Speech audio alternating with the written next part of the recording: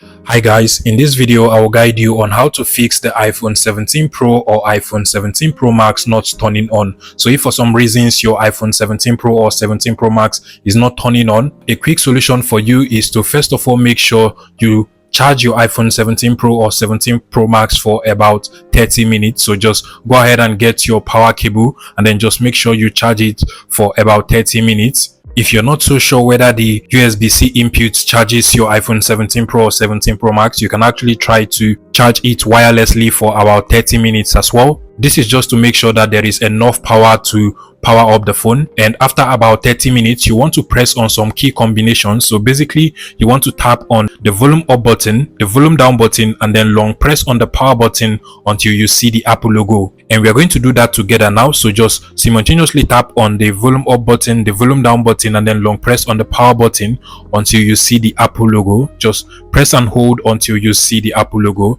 Once you see the Apple logo, just release the button and this should actually turn on your iPhone 17 Pro or 17 Pro Max. If it does not work out for you, you want to just retry the whole process one more time.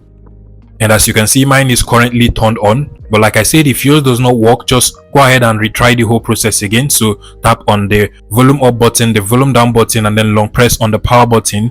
And basically, this is not going to delete any file or data content that is stored on your iPhone 17 Pro or 17 Pro Max. And as long as it is not a hardware issue you're having on this device, it will most likely fix that problem for you.